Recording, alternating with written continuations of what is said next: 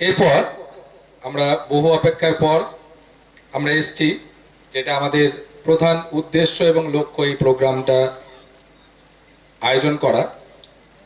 তো আমি অভিজিৎ স্যারকে ডেকে নেব মঞ্চে। ওনার পরিচিতি হিসাবে আমি গুটি কয়েক কথা বলি। উনি হচ্ছেন international skill grand master trainer, brain science trainer এবং ex guest faculty NIT Durgapur. উনি এখানে গেস্ট ফ্যাকাল্টি ছিলেন। তারপরের পরিচয় উনিই দেবেন, উনি কন্ট্রোল করবেন পুরো প্রোগ্রামটা ইনশাআল্লাহ।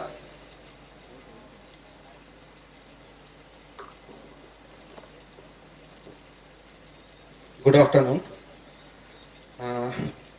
উপস্থিত বা আগত যারা গেস্ট বা গার্জিয়ান আর ছাত্রছাত্রী যারা রয়েছে তাদের সবাইকে শুভেচ্ছা ও অভিনন্দন, আর এখানে উপস্থিত থাকার জন্য স্বাগত জানাচ্ছি এই প্রোগ্রামে। আমাদের যে কাজকর্মগুলো হয় সেগুলো সম্পর্কে সামান্য সামান্য কিছু ধারণা, অ্যাকচুয়ালি ওটা অনেক বড় বা অনেকগুলো বিষয় নিয়ে আলোচনা করার ব্যাপার থাকে। তা আমি ছোট ছোট করে কিছু কিছু জিনিসগুলোকে নিয়ে আজকের একটু উপস্থাপন করার বা আপনাদের সাথে আলোচনা করার বা মনে করুন আপনাদের সাথে ইন্টারাক্ট করার, গল্প করার একটা সুযোগ আর আজকে পেয়েছি যখন, সেটা আমি কন্টিনিউ করব। আমরা যে সাবজেক্টটার উপরে কাজ করি সেই সাবজেক্টটার নাম হচ্ছে ব্রেন সায়েন্স।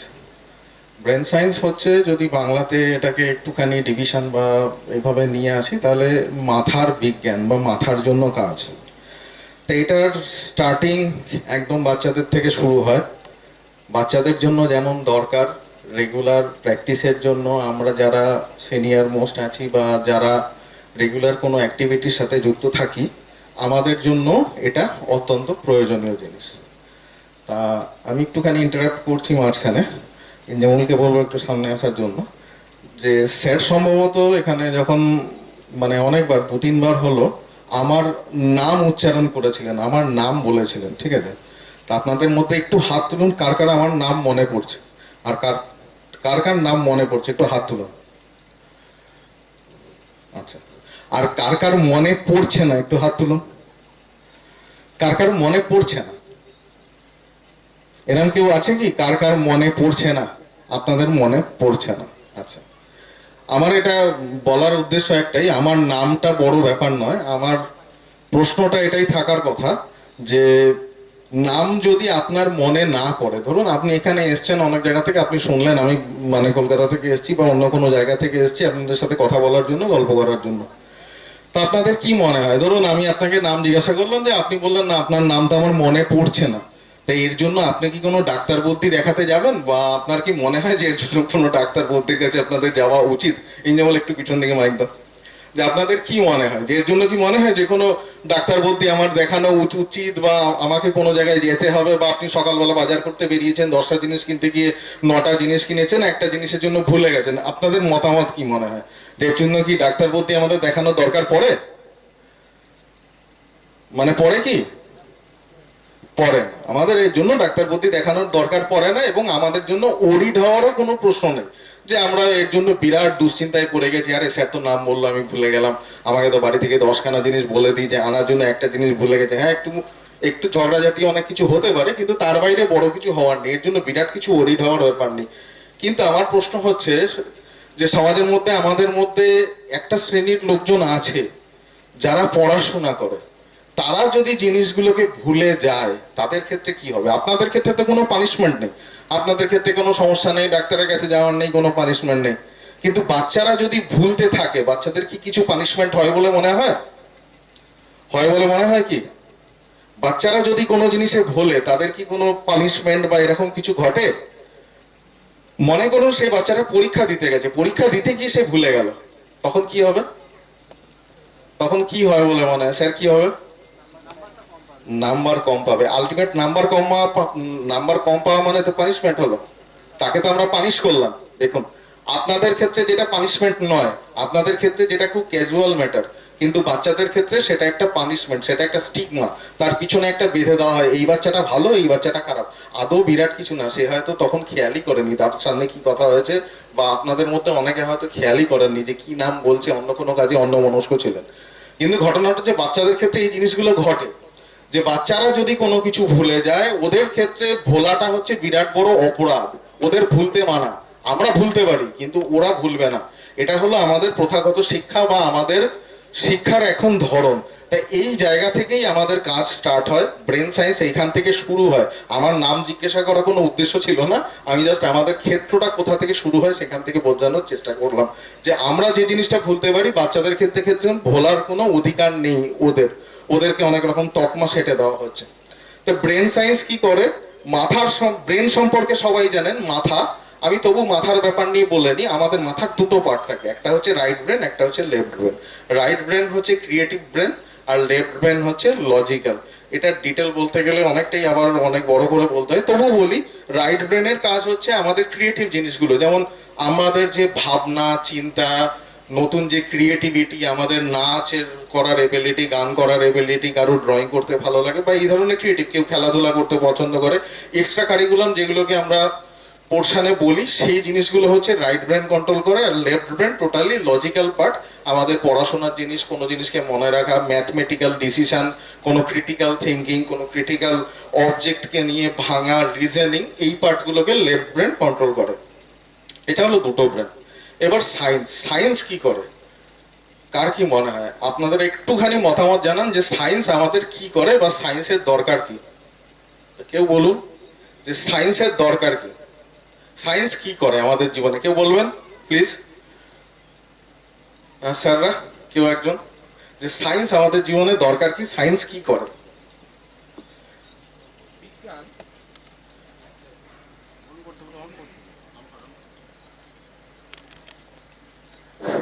বিজ্ঞান শব্দটির মানে আক্ষরিক অর্থ হলো বিশেষ জ্ঞান, মানে স্পেশাল নলেজ, যেটা কিন্তু মানে আমাদের কোনো একটা ঘটনা ঘটলো তার পিছনে সঠিক কারণটা জানা, একদম। হ্যাঁ, এবং প্রত্যেকটা জিনিস মানে অ্যানালিটিক্যালি ভেঙে ভেঙে জানা একদম। প্রত্যেকটি।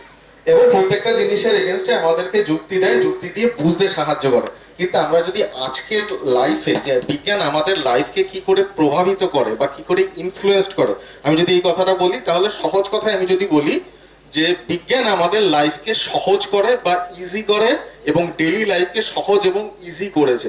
এবার আমি একটা আপনাদেরকে কোশ্চেন করি, এখান থেকে কলকাতা কারা কারা গিয়েছিলেন? হাত তুলুন, হাত তুলুন, সবাই তুলুন যে যে গিয়েছিলেন। ও সবাই গিয়েছিলেন তো? এবার বলুন প্যাদল কে কে গেছিলেন, না পায়ে হেঁটে কে কে গেছিলেন? হাত তুলুন। আপনি গিয়েছিলেন কলকাতা পায়ে হেঁটে, মোটামুটি কত সময় লেগেছিল?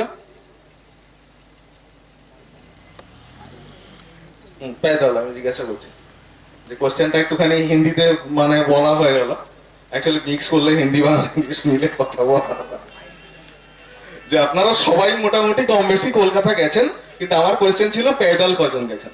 এই যদি আমি যদি শিলিগুড়িতে থেকে গিয়ে প্রোগ্রামটা করতাম তখন যদি জিজ্ঞাসা করতাম প্যাদল কে কে গেছেন, কেউ হাত তুলতো না। কিন্তু এখানে হয়তো মোটামুটি, হয়তো কলকাতা মোটামুটি কাছাকাছি জায়গা। তা আমার যেটা বলার উদ্দেশ্য যে এখান থেকে আলটিমেটলি আপনাদের কি মনে হয় যে কলকাতা কি পায়ে হেঁটে যাওয়া যায় কি যাওয়া সম্ভব নয়? যাওয়া সম্ভব তো? তাতে মোটামুটি হয়তো দুদিন টাইম নেবে। আপনাকে খাবার দাবার সবকিছু বেঁধে দিলাম, জল ফল দিয়ে, সাথে একজন অ্যাসিস্ট্যান্ট দিয়ে দিলাম, অ্যাসিস্ট্যান্ট গাড়ি করে চলেছে, আপনি পায়ে হেঁটে হেঁটে যাচ্ছেন, সে আপনার খাবার দাবার শোয়ার জায়গা টায়গা নিয়ে যাচ্ছে, কিন্তু আলটিমেটলি যাওয়া সম্ভব। কিন্তু আমরা যাই না। আমরা এখান থেকে কি করে যাই? নয় ট্রেনে যাই, নয় বাসে যাই, কোনো কিছু করে যাই, কারণ আমাদের কাছে রোড আছে, আলটিমেটলি সবকিছু আছে। আলটিমেটলি আমরা সায়েন্সকেই ইউজ করছি। ট্রেনে করে চড়ছি, বাসে করে চড়ছি, এই যে রোড বানানো হয়েছে, কেউ না কেউ বানিয়েছে, ডিজাইন করে বানিয়েছে, আলটিমেটলি আমরা সায়েন্সকেই ইউজ করছি। তা সায়েন্সকে ইউজ করে আমরা কি করছি, আমাদের দুদিনের যে টাইম স্প্যানটা ছিল সেই স্প্যানটাকে 2 ঘন্টায় নিয়ে আসছে। আমি যেমন বন্দে ভারতে এলাম, হাওড়া থেকে চাপলাম, 1.5 ঘন্টায় বোলপুর নেমে গেলাম, এখানে হার্ডলি আধ ঘন্টা, মানে আমি 2 ঘন্টায় পৌঁছে গেলাম। মানে আলটিমেটলি আমরা সায়েন্স ইউজ করে আমাদের লাইফ স্টাইলটাকে ইজি করছি, আমাদের টাইমটাকে বাঁচাচ্ছি। এবার ব্রেন সায়েন্স বাচ্চাদের জন্য কেন প্রয়োজনীয়? আমরা যে জিনিসটা স্যার একটু আগে বলছিলেন যে পড়াশোনার পাশাপাশি নৈতিক শিক্ষা খুব দরকার, মানুষকে ভালো মানুষ হওয়া দরকার, মানুষের ওভারঅল যে গ্রোথ, ওভারঅল যে ডেভেলপমেন্ট, সেই জিনিসগুলো দরকার। কিন্তু আজকের দিনে কি হচ্ছে, বাচ্চাদের এত বেশি পড়ার চাপ, বাচ্চারা ইঁদুর দৌড়াতে গিয়ে বাদ বাকি যে সোশ্যাল লাইফ, বাদ বাকি যে জিনিস, বাদ বাকি যে পড়াশোনা, তার ভিতর যে ক্রিয়েটিভিটি, হয়তো কেউ সচিন তেন্ডুলকর হতে পারে, কেউ অমিতাভ বচ্চন হতে পারে, কেউ অরিজিৎ সিং হতে পারে, কেউ না জানি আরো বড় বড় কত কত ক্রিয়েটিভিটি নিয়ে জন্মেছে, হতে পারে, কিন্তু আমরা তাদেরকে শুধুমাত্র পড়াশোনা করাচ্ছি। পড়াশোনা করাতে করাতে কি এমন একটা জায়গায় ফেলছি যে সে শুধুমাত্র পড়াশোনার পিছনেই দিনের মধ্যে 8 ঘন্টা থেকে 9 ঘন্টা শুধু পড়াশোনার পিছনে দিচ্ছে, তারপরে সেলফ স্টাডি, তারপরে নিজের খাওয়া দাওয়া, ঘুম ইত্যাদি ইত্যাদি। তো যদি এই জিনিসগুলো হয় তাহলে তার মরাল ডেভেলপমেন্ট, সোশ্যাল ডেভেলপমেন্টের জন্য আমরা তাকে টাইম কোথায় দিচ্ছি? আমরা তাকে টাইম দিতে পারছি না। সেই যে পোর্শনটা, যে যদি পড়াশোনাতে এতটা টাইম স্প্যান যায় এবং ভোলা যদি এতটা অপরাধ হয়, এইখান থেকে আমাদের কাজ শুরু হয়। ব্রেন সায়েন্স এখান থেকে কাজ শুরু করে। আমরা কি করি, বাচ্চাদেরকে বা ডেইলি লাইফে আমাদের সবার ভোলার যে সমস্যা, এই সমস্যাটাকে আমরা রিমুভ করি, আর বাচ্চাদের ক্ষেত্রে পড়ার যে টাইম, সেই টাইমের স্প্যানটাকে আমরা কম করি।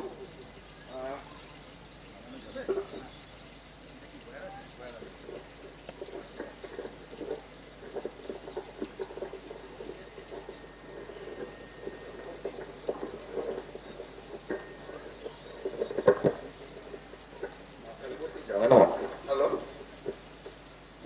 ওয়ারে মনে হয় সমস্যা। থাক, হ্যান্ডমেক কি খুব হ্যান্ডমেকে কাটছে কি ওয়াট? না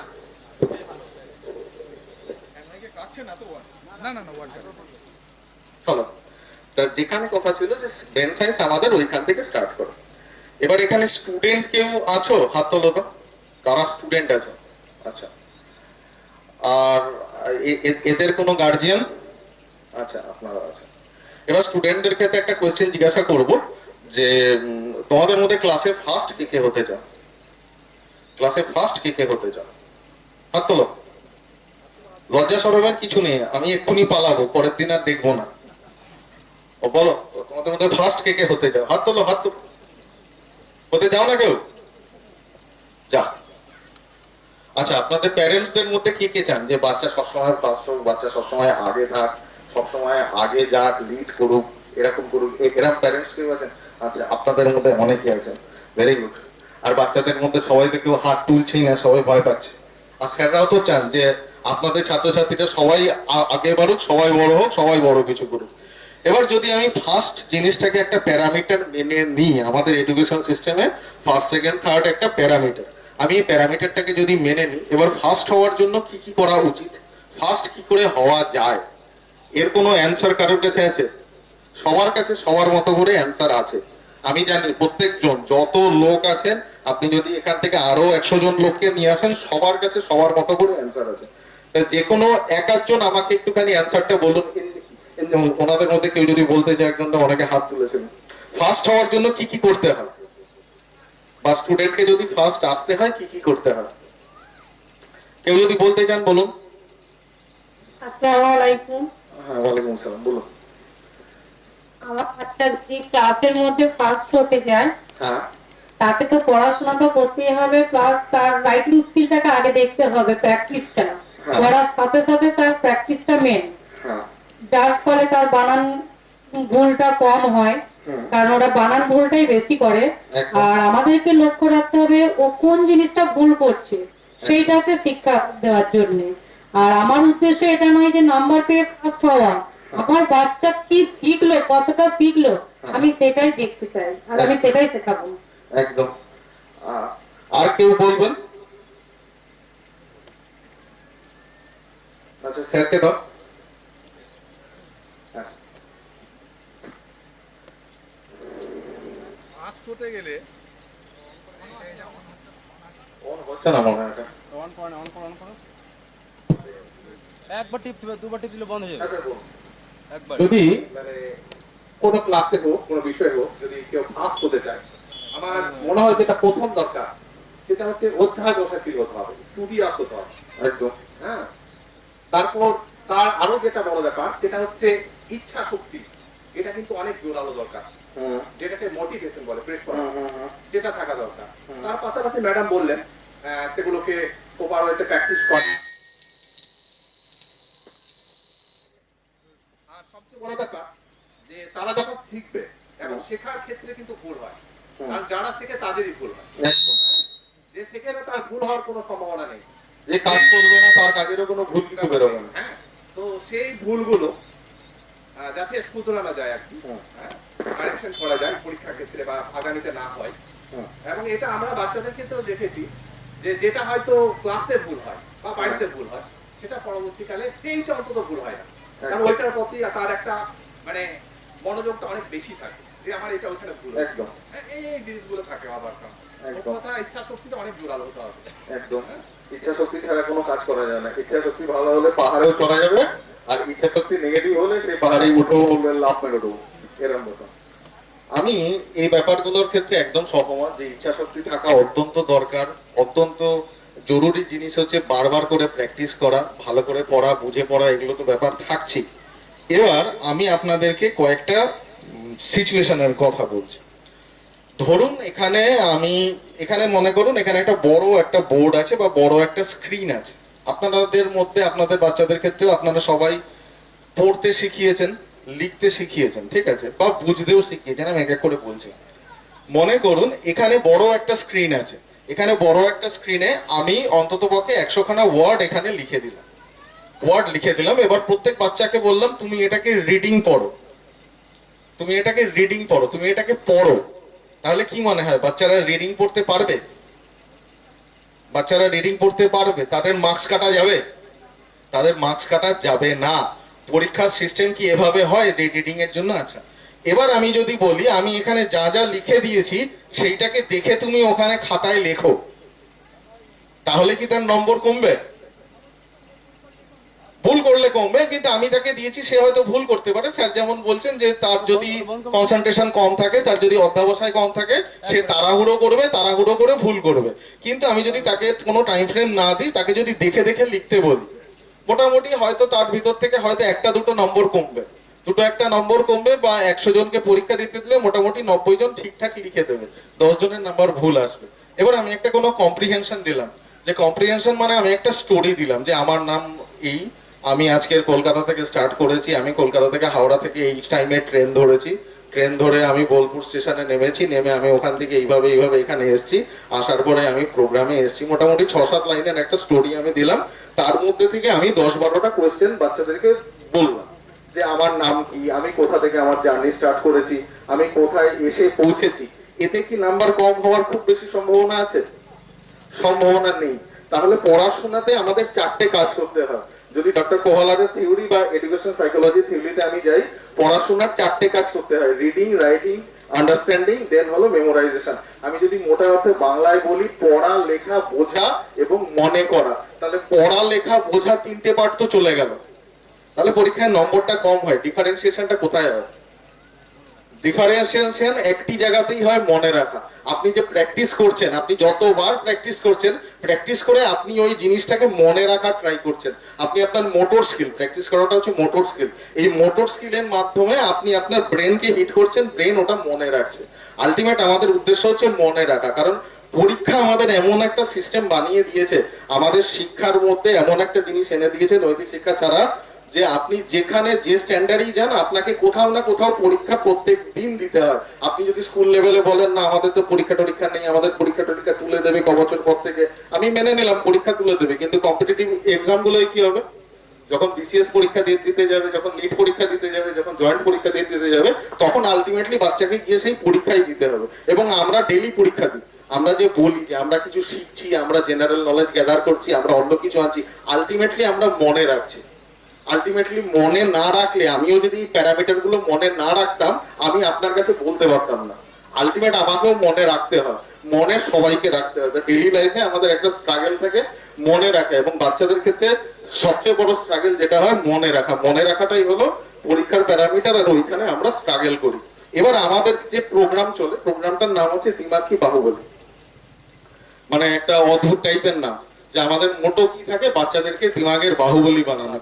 বাহুবলী বলে একটি সিনেমা ছিল, মানে 2টো সিনেমা বেরিয়েছিল। কেউ দেখেছেন বাহুবলী? কেউ দেখেননি? কে দেখেছেন? একটা হাত তুলুন দেখি। 1-2 জন হলেও হলো। আচ্ছা, বাহুবলী দেখেছেন? আচ্ছা, বাহুবলীর কটা পার্ট ছিল? হ্যাঁ, বাহুবলীর 2টো পার্ট ছিল। 2টো পার্টে 2জন বাহুবলী ছিল, নাম মনে আছে? কি স্যার একটু বলুন। 2টো পার্টে কি নাম ছিল?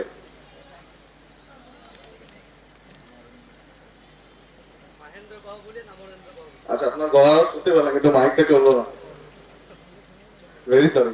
মহেন্দ্র বাহুবলী, অমরেন্দ্র বাহুবলী। আচ্ছা, ওখানে যদি বলি বাহুবলী তো কন মারা সবাই বলে দেবে, কিন্তু আমি যদি এইভাবে বলি বাহুবলীতে একটা টাকমাথা লোক ছিল যে কানে দুল পরতো, এরকম ক্যারেক্টার, লম্বা দাড়ি, তার নাম কি ছিল? নাম কি ছিল? কাটাপ্পা। Very good. আচ্ছা, ওখানে একটা সাম্রাজ্যের নাম দেখানো ছিল, কি নাম ছিল? মহিষ্মতি সাম্রাজ্য। এবার আমার কোশ্চেন হচ্ছে, আমি যদি এটা কোনো বাচ্চাকেও বলতাম, কোনো বাচ্চা যদি সাহস করে আমার সামনে হাত তুলতে তুলে যদি বলতো, ওরাও কিন্তু বলতে পারতো। আমার কোশ্চেন হচ্ছে, যখন সিনেমাটা দেখেছিলেন খাতা পেন নিয়ে গেছিলেন? হ্যাঁ, কতদিন হয় দেখেছিলেন? 2 ইয়ার্স। কেউ কেউ 5-6 বছর হলেও কিন্তু বলে দেবে। আমি যদি এখন গুপি গাইনে বা গামিনের কথা জিজ্ঞাসা করি, সবাই বলে দেবে। হীরক রাজা দেশের কথা জিজ্ঞাসা করি, সবাই বলে দেবে। সে কতকাল পুরনো দেখা, কিন্তু কেন? এখানে একটা কোশ্চেন দাঁড়ায় যে কেন মনে আছে? খাতা পেন তো নেননি, কেউ পরীক্ষার জন্য পরীক্ষা দিতেও বলেনি, তাহলেও কেন মনে আছে? কারণ ওখানে আপনার ইমোশন ছিল, সামনে একটা ভিজুয়াল ছিল। কিন্তু পড়াশোনার ক্ষেত্রে বাচ্চাদেরকে যদি মনে হয়, যদি বলা হয় যে 2 মাস পরে কোনো কিছু মনে করতে বলবে না, আমার কিছু মনে নেই, সব ভুলে গেছি। এই যে সেমিস্টার প্রথা চালু হলো, এই সেমিস্টারের পরে স্যাররা জানবেন, স্যারদের স্ট্রাগল এরপর থেকে স্টার্ট হবে। এই একটা সেমিস্টার যাওয়ার পরে পরের সেমিস্টারে গিয়ে বাচ্চা বলে আমি তো বিরাট ভালো রেজাল্ট করে নিয়েছি, ওই আগের সেমিস্টার আমার মাথা থেকে বেরিয়ে গেছে। গন্ডগোলটা এখানে গিয়ে হয়ে দাঁড়াবে। তো এই হয় আমাদের সাথে পড়াশোনার ক্ষেত্রে। এবার ঘটনা হচ্ছে, আমরা যেই কারণের জন্য বলি যে আমরা যা শিখি তা আমাদের মনে থাকে, কিন্তু আমরা যা পড়ি তা আমাদের মনে থাকে না। তাই এই কারণের জন্য যেটা বলার ছিল যে এই পড়ার ব্যাপারটা নিয়ে, মনে রাখার 214খানা পদ্ধতি হয়। কতগুলো হয় বললাম? 214খানা পদ্ধতি। তার ভিতর আমরা কটা পদ্ধতি ইউজ করি? 7খানা পদ্ধতি ইউজ করি। আপনি সব গার্জিয়ানকে জিজ্ঞাসা করবেন, আমাদের সময়ও শুনেছি, সবাই কম বেশি আমরা বলি যে শুনে শুনে পড়ো, বুঝে পড়ো, লিখে লিখে পড়ো, দেখে দেখে পড়ো, বলে বলে পড়ো, তাহলে বোধহয় ভালো মনে থাকে। এই পদ্ধতিগুলোকে বলে রোট লার্নিং বা ক্র্যামিং। ঠিক আছে, এগুলো হচ্ছে খুব খারাপ পদ্ধতি। এছাড়া আর যে পদ্ধতিগুলো, সেইগুলোই হচ্ছে মনে রাখার পদ্ধতি, কিন্তু দুর্ভাগ্যবশত অন্য কেউ ওই পদ্ধতিগুলোকে ব্যবহার করে না। তা ওর মধ্যে থেকে পদ্ধতি থাকে, নিমোনিক্স বলে একটা পার্ট আছে যেটা সবাই কম বেশি ইউজ করে। আপনারা কখনো জানুয়ারি ফেব্রুয়ারি মান্থে কত দিন হয় মনে রাখার জন্য এইভাবে পদ্ধতি ইউজ করেছেন? এই যে জানুয়ারি ফেব্রুয়ারি মার্চ, এরকম কেউ কেউ করেছেন? আচ্ছা, ওই রামধনুর কালার ভিপগিয়র, পেনি অসহকলা, এইগুলো ইউজ করেছেন তো? এগুলো হচ্ছে অ্যাক্রোনিম। এই অ্যাক্রোনিম হলো দিস টাইপ অফ নিমোনিক্স টুল, মানে এগুলোকে একটা নিমোনিক টুল বলে। তেমন এটা একটা পদ্ধতি মনে রাখার। এরকমই আরো অনেক পদ্ধতি আছে, 16-17খানা আরো পদ্ধতি। তার বিভিন্ন অ্যাপ্লিকেশন নিয়ে আমরা 37খানা পদ্ধতির উপর বাচ্চাদেরকে মেমোরি ট্রেনিং এর উপরে ক্লাস করাই। ঠিক আছে, বা কাজ করি, আমরা বাচ্চাদেরকে ট্রেনিং দিই। এইটা হচ্ছে আমাদের অ্যাক্টিভিটিস। ওই দিমাগি বাহুবলী যে প্রোগ্রামটা বললাম, সেই প্রোগ্রামটার মধ্যে ওই দিমাগি বাহুবলীতে এই জিনিসগুলোকে করানো হয়। আচ্ছা, এবার পানিশমেন্টের কথা তো বললাম যে পানিশমেন্ট আপনাদের ক্ষেত্রে হয় না, কিন্তু বাচ্চাদের ক্ষেত্রে পানিশমেন্ট একটা জিনিস হয়। আপনাদের মধ্যে বা বাচ্চারা আছে, ওরা পার্টিসিপেট করছে না আমার সাথে, ওরা কখনো ভিডিও গেম খেলেছে কিনা জিজ্ঞাসা করলে হাত তোলো দেখি। তো কেউ ভিডিও গেম খেলেছ? ভিডিও গেম প্রত্যেকে খেলে? আচ্ছা, কম বেশি আমরাও যখন ছোট ছিলাম তখন ওই নোকিয়ার ফোন ছিল, কি সব স্নেক টেক খেলা হতো, সেগুলো কম বেশি আমরাও খেলেছি কম বেশি। আর আমাদের সময় টিভিতে বিরাট বড় বড় আওয়াজ করে ভিডিও গেম খেলা হতো। তো ভিডিও গেমে কি হয়, আমার বলার বক্তব্য হচ্ছে একটাই, ভিডিও গেমে বিভিন্ন লেভেল থাকে, লেভেল ওয়াইজ। ঠিক আছে, লেভেল ওয়াইজ, লেভেল 1, লেভেল 2, এরকম করে এক একটা করে লেভেল পেরোয়, এবং যত দূর যায় লেভেল যতটা পেরোয় তত ভিডিও গেমের ওই লেসন গুলো হার্ড হতে থাকে। ঠিক আছে, তা সেক্ষেত্রে দেখবেন বাচ্চাকে কিন্তু কোনো টিচারের সহযোগিতা নিতে হয় না, বা বাচ্চাদেরকে আপনি যতই বারণ করুন, বাচ্চা আপনার থেকে মোবাইল ফোনটা নিয়ে বা ভিডিও গেমের চান্স পেলে ও কিন্তু টটটট করে করে করে গেমগুলো পেরিয়ে যাবে, লেভেলগুলোকে পেরিয়ে যাবে। ঠিক আছে, কিন্তু আপনি যখন বই খুলে দেবেন, কিছু বুঝতে পারছি না, ঢুকছে না, কিছু ইচ্ছা করছে না, মাস্টারমশাই চাই, আমার এই চাই, আমাকে বুঝিয়ে দিতে হবে, আমার স্মার্ট বোর্ড চাই, আমার ভিডিও চাই, আমার প্যানেল চাই, ভিডিও কন্টেন্ট চাই। কিন্তু এই ঘটনাটা কেন ঘটে? এই ঘটনাটার জিনিসও তাই। ভিডিও গেমের ক্ষেত্রে আমি মুভিটা যেরকম বললাম, এগুলো সব কটা কো রিলেটেড, আমি এই কারণে পরপর করে বলছি। আগে যে বাহুবলী মুভিটার কথা বললাম, দেখুন মুভি আপনার না চাইতেই মনে থেকে গেছে, কারণ তাতে ইমোশন ছিল, ভিজুয়াল ছিল, একটা ছোট স্টোরি ছিল, এরকম ছিল। তেমনি ভিডিও গেমের ক্ষেত্রেও কি আছে, ওর ওখানে ইমোশন আছে, ইন্টারেস্ট আছে। ঠিক আছে, আমরা একটা জিনিস বলি যে আপনারা সবাই হয়তো বলেন বা আপনারা এখনো বিশ্বাস করেন যে কনসেন্ট্রেশন পড়াশোনার জন্য খুব বড় জিনিস, খুব দরকারি জিনিস। অধ্যাবসায় যেমন দরকার, লক্ষ্য দরকার, স্থির দরকার, যে কনসেন্ট্রেশন খুব দরকারি জিনিস। কিন্তু আমরা বলি কনসেন্ট্রেশন নয়, ইন্টারেস্ট দরকার। ইন্টারেস্ট কনসেন্ট্রেশনকে ড্রাইভ করে। কনসেন্ট্রেশন কখনো থাকতে পারে না যদি তাতে ইন্টারেস্ট না থাকে। আপনি একটা ছোট বাচ্চাকে, এটা এই উদাহরণটা সবাই দেয়, একটু আগেও স্যার দিয়ে গেলেন, যে ছোট বাচ্চাকে খাওয়ানোর জন্য আপনি সামনে একটা মোবাইলে বা টিভিতে একটা কার্টুন চালাচ্ছেন, চামচ তুলছেন, ওর মুখে গাচ্ছেন, ও গপ গপ করে খেয়ে নিচ্ছে। যেই টিভিটা বন্ধ করে দেবেন, ও খাওয়া বন্ধ করে দেবেন। ওর মনোযোগটা ওইখানে ছিল, কিন্তু মনোযোগ ওখানে ছিল কেন ছিল? কারণ কার্টুনে ওই ইন্টারেস্ট পাচ্ছিল, সেই কারণে ওর মনোযোগটা ওইখানে আটকে ছিল। তেমনি পড়াশোনার ক্ষেত্রে যদি ইন্টারেস্ট পায় বা পড়াশোনাকে যদি ইন্টারেস্টিং করে দেওয়া যায়, তাহলে পড়াশোনার ক্ষেত্রে ওর মনোযোগ বাড়বে। মনোযোগ বাড়লে অটোমেটিক্যালি ওর পড়া তাড়াতাড়ি মনে থাকবে, ওর টাইমও বাঁচবে। তো এটাও একটা অ্যাক্টিভিটিস আমাদের মধ্যে। তা আপনাদের ক্ষেত্রে বা আমার ক্ষেত্রে আমাদের একটা এজেন্ডা নিয়ে বারবার করে কথা হয়, বা এই রিসার্চটা এখনো কন্টিনিউ চলছে, ঠিক আছে, যে মোবাইল ফোনে সবাই কেন বেশি আসক্ত, মোবাইল ফোনে কি এমন আছে স্যার, একটু শেয়ার করুন। আধুনিক যুগে সবথেকে ইন্টারেস্টিং জিনিস হলো মোবাইল ফোন। মোবাইল ফোনে কি এমন আছে? আসসালামু আলাইকুম।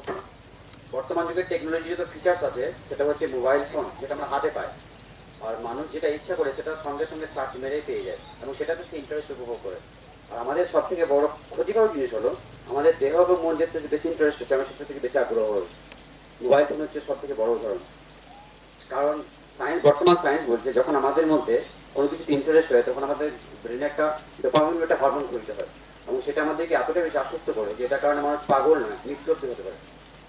আপনার ডোপামিন করাও, কিন্তু সেটা ভালোর জন্য।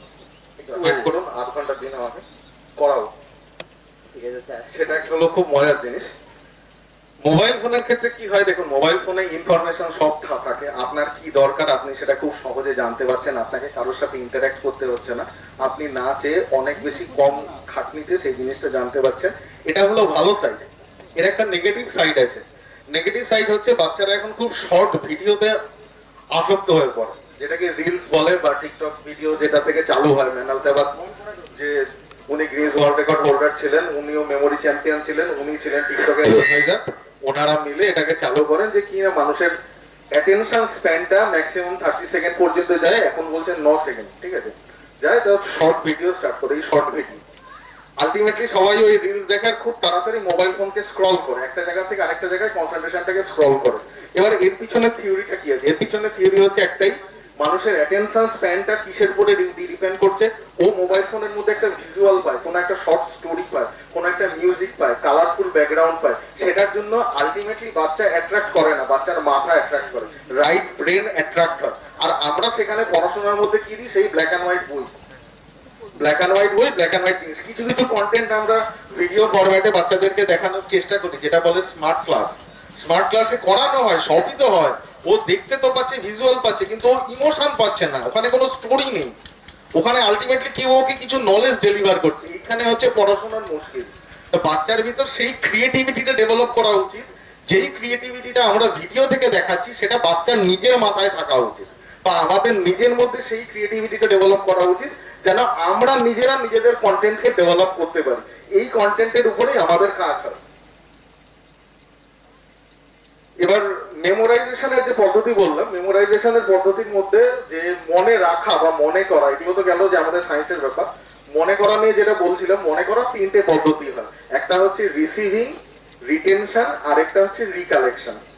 রিসিভিং পদ্ধতি হচ্ছে যে আমরা যা কিছু শিখি বা যা কিছু লার্ন করি সেটাকে আমাদের অর্গান বা আমাদের মধ্যে থেকে নিয়ে আসাটা হচ্ছে রিসিভ করা। যে আমরা কোনো কিছু দেখলাম, কোনো কিছু জানলাম, কোনো কিছুকে আমাদের চোখের সামনে থেকে যেতে দেখলাম, সেটা হচ্ছে রিসিভিং, রিটেনশন। আর দরকারের সময় সেটাকে রিকালেক্ট করা। যেমন আমি আমার নাম জিজ্ঞাসা করেছিলাম, আপনারা সবাই জানেন আমার নাম কি, একবার বললেই হয়তো মনে পড়ে যেত, কিন্তু মনে পড়লো না, ওই টাইমে রিকালেকশনটা হলো না। এই রিকালেকশনের পদ্ধতিটা বাচ্চাদের ক্ষেত্রেও সমস্যা হয়, এবং আপনারা যদি আপনাদের স্কুল লাইফ বা আপনাদের পড়াশোনার লাইফের কথা রিলেট করেন, আপনারাও পারবেন মনে করছেন। আমি একটা সিনারিও বলছি। ধরুন এখনকার বাচ্চারা যারা আছে, প্লাস আপনাদের ক্ষেত্রে, ধরুন কোনো টিচার বা আমাদের টাইমেও কোনো টিচার হয়তো ক্লাসে এসছেন, সে সাপোজ হিস্ট্রি টিচার, উনি হয়তো বলেছেন এই কোয়েশ্চেনটা না খুব ইম্পর্টেন্ট। তা আমরাও তো খুব মানে চালাক চতুর ছিলাম, বিরাট আমাদের বুদ্ধি, আমরা কি করতাম ওয়াইল্ড গেস ওখানে লাগাতাম। ও স্যার যখন বলেছেন যে এই কোশ্চেনটা খুব ইম্পর্টেন্ট, তখন এই কোশ্চেনটা কিন্তু পরীক্ষায় আসবে।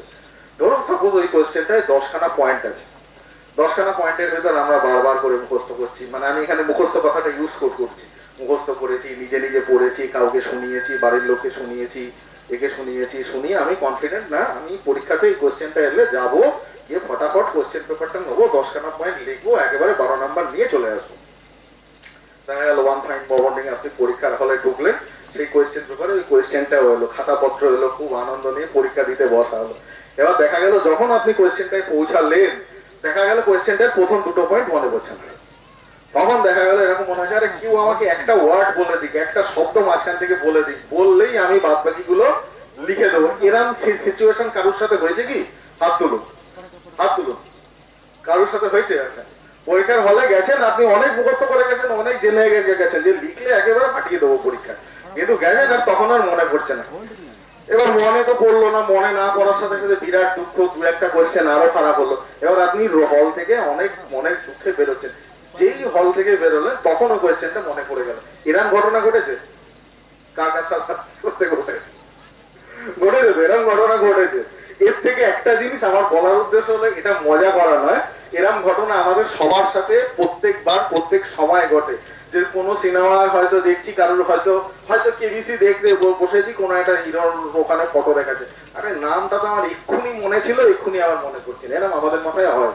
তা আমাদের মাথায় রিসিভিংও হয়, রিটেনশনও হয়, কিন্তু অন টাইম রিকালেকশন হয় না।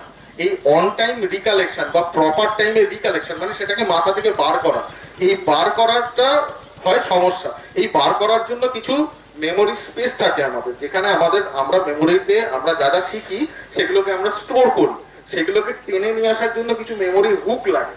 এই হুকগুলোকে আমাদের ক্রিয়েট করতে হয়। আপনারা যারা স্যাররা আছেন তারা জানবেন যে এডুকেশন সাইকোলজিতে পরপর 4-5টা চ্যাপ্টার আছে, ইমাজিনেশন, ভিজুয়ালাইজেশন, অ্যাসোসিয়েশন, মেমোরাইজেশন, এরকম পরপর 4টে চ্যাপ্টার আছে। এই যে 4টে পার্ট, এই 4টে পার্টকে কম্বাইন করে হচ্ছে এই হুকগুলোকে বানানো হয়, যেটা থেকে বাচ্চারা এই বা আমাদের সবার ক্ষেত্রে আমরা যদি কিছুর সাথে কিছুকে অ্যাসোসিয়েট করি, স্যার যেমন লিট মাসের গল্প একটা বলছিলেন, আমার ভালো লাগে, এরকম অ্যাসোসিয়েট করি, তাহলে আমাদের ওটাকে মনে রাখাটা খুব সহজ হয়। কারণ আমাদের রিসার্চে দেখা যায় যে আমরা যা যা পড়ি, যা যা দেখি বা যা যা মনে রাখার চেষ্টা করি, তা আমরা কোনোদিন ভুলি না। আমাদের মাথায় সবকিছু স্টোর থাকে। আপনারা বিশ্বাস করেন এটা? নাকি মনে করেন যে আমরা শুধু ভুলে যাই? ভুলে যাই আমরা? কি মনে হয়? আমাদের মাথায় কিন্তু সবকিছু স্টোর থাকে। আমাদের মাথা কিন্তু কিছু ভোলে না। আমরা শুধু সঠিক পদ্ধতিতে সেটাকে মনে করতে পারি না বা আমাদের কাছে নিয়ে আসতে পারি না। এই নিয়ে আসার যে দরকারিটা, এই নিয়ে আসার যে পদ্ধতি, এই পদ্ধতিটা জানা বা এই পদ্ধতিটা শেখা খুব প্রয়োজনীয় জিনিস। এবং এটাই হচ্ছে আমাদের ব্রেন সায়েন্সের আরেকটা পার্ট, যে বাচ্চাদেরকে এই ক্রিয়েটিভ জিনিসটাকে তৈরি করে দেওয়া হয়, যাতে বাচ্চা নিজের মতো করে জিনিসটাকে, পড়াটাকে বুঝতে পারে, বুঝে নিজের মতো করে মনে রাখতে পারে, তাও ইন্টারেস্টিংলি, যে ও পরীক্ষার বা দরকারের টাইমে এটা করতে পারে। আমি শুধু একটা বলছিলাম স্যারকে, ওই ডোপামিনের ব্যাপারে স্যার বলছিলেন, আমি হয়তো একটু মজা করে বললাম। আমি শুধু একটা জিনিস আপনাদেরকে এখন করে দেখাবো, তাতে আপনাদের একটা জিনিস বিশ্বাস হবে যে আমাদের মাথার কি ইমেন্স পরিমাণ ক্ষমতা আছে, আমাদের মাথা কত পরিমাণ জিনিস স্টোর করতে পারে এবং দরকারের টাইমে বার করতে পারে। ঠিক আছে, আমরা আজ পর্যন্ত এই জিনিসটাকে এক্সপ্লোর করে কখনো দেখিনি, যে আমাদের মাথার কি অপরিসীম ক্ষমতা, যে আমরা কি কি পারি বা আদৌ কি কি পারি না। এই যে পড়া ভুলে যাওয়া, কোনো জিনিসকে না বোঝা, এগুলো তারপরে মনে হবে এগুলো কোনো ফ্যাক্টরই না।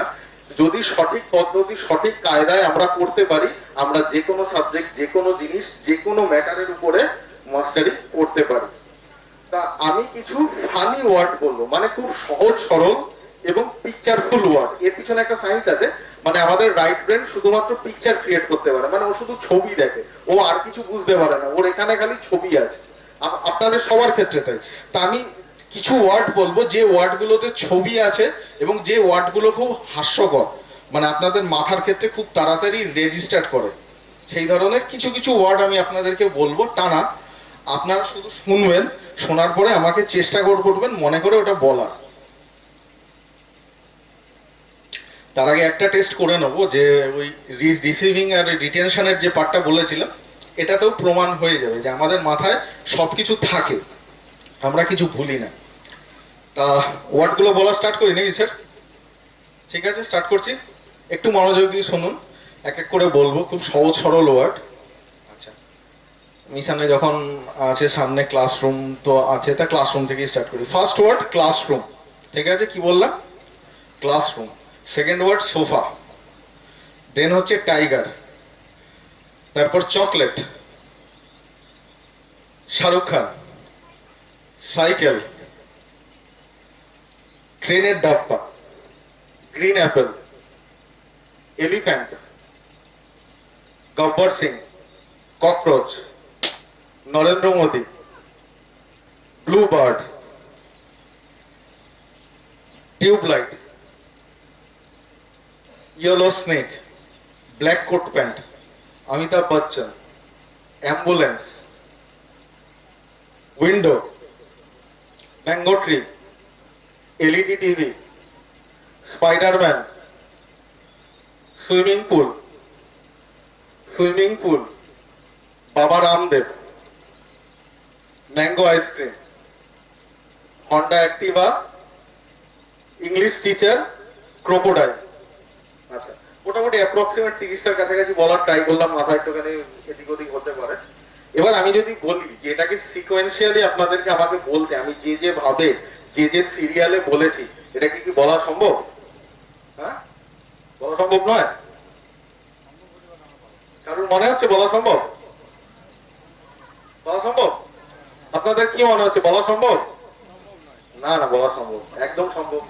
আপনারাই বলবেন বলা সম্ভব, একদম বলা সম্ভব। আচ্ছা, এবার একটা জিনিস টেস্ট করে নি, যে আমি বললাম যে আমাদের মাথা কিছু ভোলে কিনা, তা আমি আপনাদেরকে কয়েকটা ওয়ার্ড বলছি, এই ওয়ার্ডগুলোর মধ্যে বলুন যে আমি এই ওয়ার্ডগুলো বলেছি কিনা।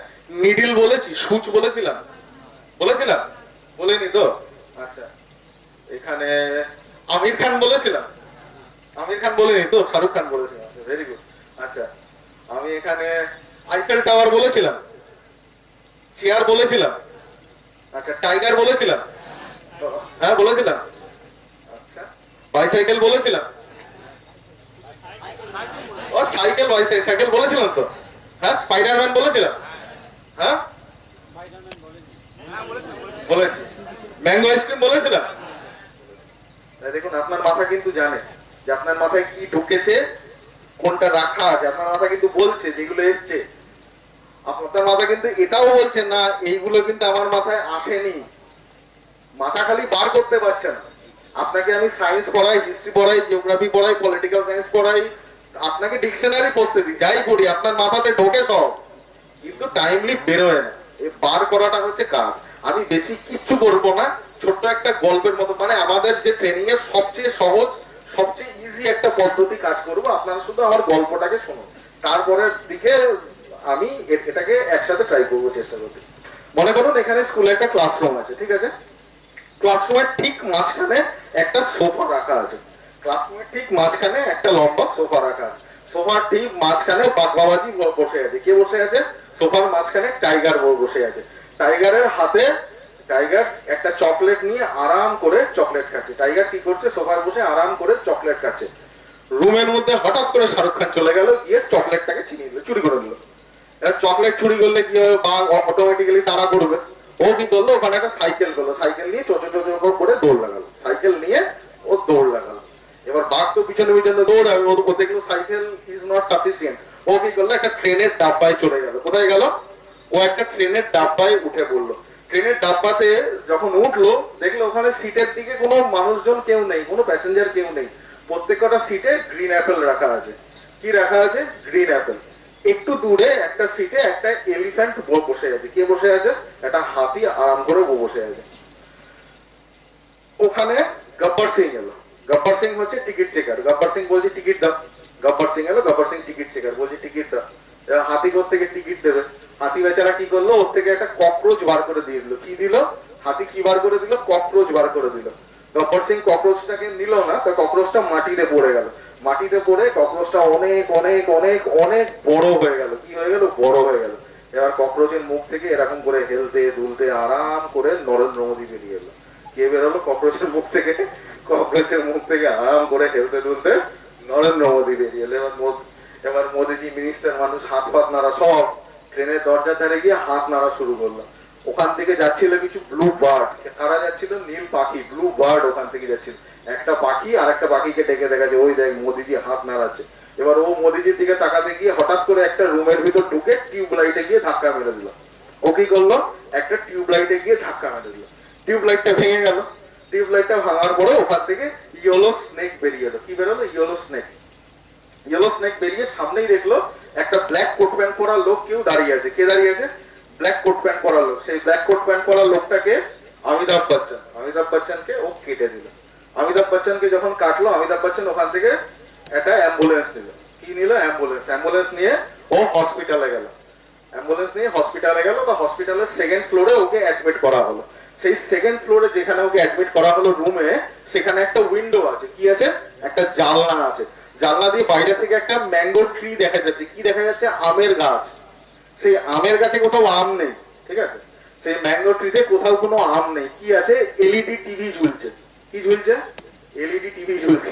হঠাৎ এলইডি টিভি দেখে স্পাইডারম্যান বেরিয়ে গেল। কে বেরোলো? স্পাইডারম্যান বেরোলো। স্পাইডারম্যান বেরিয়ে সামনে একটা সুইমিং পুল ছিল, চুপ করে ওর ভিতর লাফ দিয়ে দিল। স্পাইডারম্যান সুইমিং পুলে পড়ে গেল। সুইমিং পুলের কর্নারে বসেছিল বাবা রামদেব। ওখানে কে বসেছিল? সুইমিং পুলের কর্নারে বাবা রামদেব। রামদেব কি করছিল? ম্যাঙ্গো আইসক্রিম বিক্রি করছিল। মেবি পতঞ্জলি ব্র্যান্ড হয়তো বারবার করেছে। ও ম্যাঙ্গো আইসক্রিম ওখানে বসে বিক্রি করছে। হঠাৎ করে সামনে একটা হন্ডা অ্যাক্টিভা এলো। হন্ডা অ্যাক্টিভা এসে দাঁড়ালো। হন্ডা অ্যাক্টিভাতে মনে করুন এই স্কুলেরই ইংলিশ টিচার ছিলেন, ঠিক আছে? এই স্কুলের যে ইংলিশ টিচার, উনি হন্ডা অ্যাক্টিভা চালাচ্ছিলেন। আর ওনার পিছনে কে বসেছিল প্যাসেঞ্জার? সে একটা ক্রোকোডাইল। কে ছিল? ক্রোকোডাইল, ঠিক আছে? এবার আমি একটা ছোট্ট একটা স্টোরি এইভাবে বললাম। এবার আমি স্টোরিটাকে প্রথম থেকে একবার রিকল করা স্টার্ট করি। আমি বলছি, আপনারা সবাই একবার বলার ট্রাই করুন, একটু গলা খুলে বলার ট্রাই করুন। স্যারকে ডোপামিন যেমন বলেছিলাম, সত্যি সত্যি ডোপামিন এফেক্ট হবে, ঠিক আছে? ক্লাসরুম। ক্লাসরুমের মধ্যে কি ছিল? একটু জোরে বলুন, শুনতে পাচ্ছি না তো। ক্লাসরুমের মধ্যে সোফা ছিল, কনফার্ম? সোফাতে কে বসেছিল? আচ্ছা, টাইগারের হাতে কি ছিল? চকলেট। চকলেট কে নিয়ে পালালো?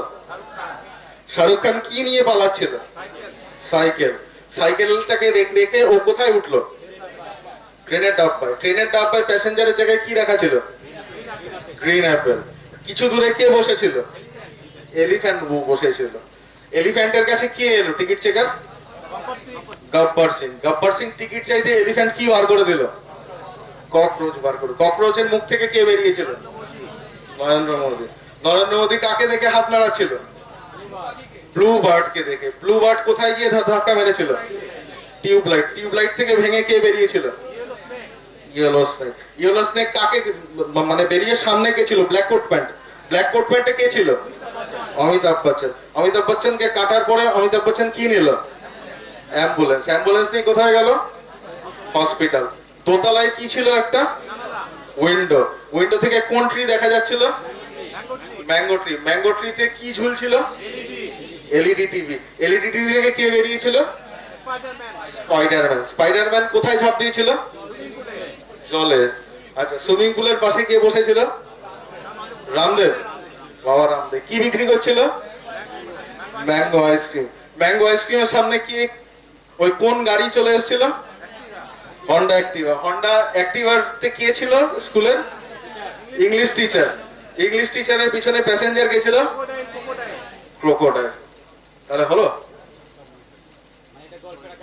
তাহলে আমার জন্য না, নিজেদের জন্য 30টা ওয়ার্ড মনে করলো না, একটু হাততালি তো দিন, একটু এনার্জি পাওয়া যাবে।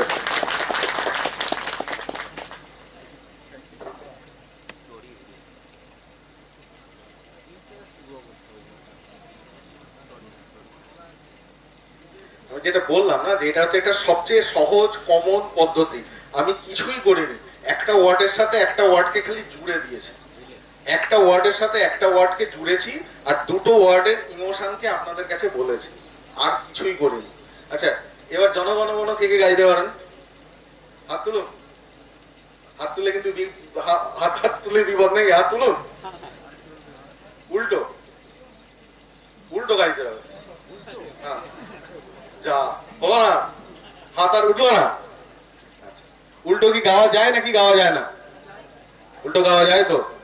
উল্টো সবকিছু করা যায়, উল্টো সবকিছু করা যায়, মাঝখান থেকে করা যায়, পিছন থেকে করা যায়, যে কোনো একটা ওয়ার্ড বার করে দিয়ে করা যায়, সব করা যায়, কিন্তু আমরা কখনো করি না। আমরা সেই ট্র্যাডিশনাল মেথডে, ট্র্যাডিশনাল পদ্ধতিতে প্র্যাকটিস করে আসছি বলে আমাদের মাথা ওইভাবেই টিউড, যে আমাদের এইখান থেকে শুরু করে ওইখানে থামতে হবে। আমাদের এইখান থেকে শুরু করে উল্টো দিকে থামার বললে কোনো ট্রেনিং নেই, আমরা জীবনে কোনোদিন সেই ট্রেনিং নেইনি, পাইনি, যেই কারণে আমাদের মাথা স্টিরিওফোনিক, ও যা শিখেছে ও তাই বলে। আমরা এইটাকেই উল্টো দিক থেকে ট্রাই করি না। খুব তো সহজ জিনিস ছিল, আপনাকে সিকোয়েন্সিয়ালি বলতে দিলে 30খানা ওয়ার্ড, আপনি যদি রোড লার্নিং করতেন, মুখস্থ করার চেষ্টা করতেন, আপনার সারা দিন লাগতো এবং আপনি ভুলে যেতেন। আমি আপনাকে গ্যারান্টি দিয়ে বলতে পারি, আমি আরেকবার বলে দেওয়ার পরে এই স্টোরি আপনি 7 দিন পরেও ভুলবেন না। আপনি যদি মনে রাখতে চান, হোল লাইফ মনে থাকবে। এবং এতে কোনো কন্ট্রাডিকশন নেই, আমি কোনো ছড়া বলিনি যে আপনাকে মনে রাখার মতো, আপনাকে কোনো কাজই করতে হয়নি, এফোর্টলেসলি মনে রেখেছেন, এক ফোঁটা আপনাকে মাথায় খাটতে হয়নি, উল্টে আপনার মুখ থেকে হাসি বেরিয়েছে। স্যারকে আমি বলছিলাম ওই শুরুতে যে মনে রাখা কি জিনিস আর মুখস্থ করা কি, মুখস্থ করতে গেলে এরম হয়ে যাবে, বাচ্চা কাছে এরম করা শুরু করবে, একেবারে স্টিপ হয়ে যাবে। আর মনে রাখলে ও হাসবে, তার ভিতর পড়ার এফেক্ট আলাদা হবে। আচ্ছা, ক্রোকোডাইলের সামনে কে ছিল? English teacher. ইংলিশ টিচার কোন গাড়িতে ছিল? হন্ডা অ্যাক্টিভা। তার সামনে কে কি বিক্রি করছিল? রামদেব ম্যাঙ্গো আইসক্রিম বিক্রি করছিল। কোথায় বসেছিল? সুইমিং পুলের ধারে। সুইমিং পুলে কে ঝাঁপ মেরেছিল? স্পাইডারম্যান কোথা থেকে বেরিয়েছিল? এলইডি টিভি থেকে। এলইডি টিভি কোথায় ঝুলছিল? Mango tree. ম্যাঙ্গো ট্রি কোথা থেকে দেখা যাচ্ছিল? দেখুন, উল্টো তো দিব্যি বলছেন। এবার ফিল ইন দ্য ব্ল্যাঙ্কস করি, ঠিক আছে? চকলেট কার হাতে ছিল? বাঘের হাতে ছিল। বাঘ কোথায় বসেছিল? সোফায়। সোফাটা কোথায় ছিল? দেখুন, মাথা সব জানে, সব জানে, সব বলতেও পারে। আমরা খালি মাথাকে দিয়ে বলাতে পারি না। এটাই হলো পদ্ধতি। মাথাকে দিয়ে বলানো বা মাথাকে দিয়ে করিয়ে নেওয়াটা হচ্ছে কাজ। এবার একটুখানি মানে আমাদের ব্যাপারগুলো বলে দিই। পড়াশোনাতে কি এগুলো ইমপ্লিমেন্ট করা যায়? একদম করা যায়। আমরা নিজেরাও পড়াশোনার ক্ষেত্রে বিভিন্ন স্টাডি কন্টেন্ট থেকে তুলে অ্যাজ এ স্যাম্পল এগুলো বাচ্চাদেরকে করাই। কিন্তু আমাদের যেটা উদ্দেশ্য হচ্ছে, আমি যে ছড়াটা বানালাম বা আমি যে স্টোরিটা বানালাম, এটা একটা ক্রিয়েটিভিটি লাগে, এটার ভিতরে একটা প্র্যাকটিস লাগে। বাচ্চাদেরকে এই প্র্যাকটিসটা দেওয়া, বাচ্চারা কি করবে, কি পয়েন্টস খুঁজে বার করে ওরা নিজেরা নিজেদের মতো করে স্টোরি বিল্ড আপ করবে, যেভাবে ওর সুবিধা হয়। স্টোরি দিয়ে হোক, কালার দিয়ে হোক, পিকচার দিয়ে হোক, যেভাবে ওর ভালো পদ্ধতি মনে হয়। আমরা 37খানা পদ্ধতিতে ওদেরকে ট্রেন করি, ওরা ওই পদ্ধতিগুলোকে নিয়ে নিজেরা নিজেদের মতো করে বিল্ড আপ করে নিজেরা নিজেদের মতো করে পড়াশোনা করে। এবার আমাদের কিছু অ্যাচিভমেন্টের কথা বলি। আমাদের হেড অফিস হচ্ছে আজমেরে। 2008 সাল থেকে ফার্স্ট আমাদের কাজ স্টার্ট হয়। খুব ছোট ছোট ইন্ডিভিজুয়াল ওয়ার্কশপ থেকে এগুলো স্টার্ট হয়। তা ওটা ডক্টর বিনোদ শর্মা স্যার, যিনি Guinness book of world record holder, longest memory lesson যে মেমোরাইজ করতে পারেন, উনি আমাদের ইন্ডিয়াতেই করেছিলেন।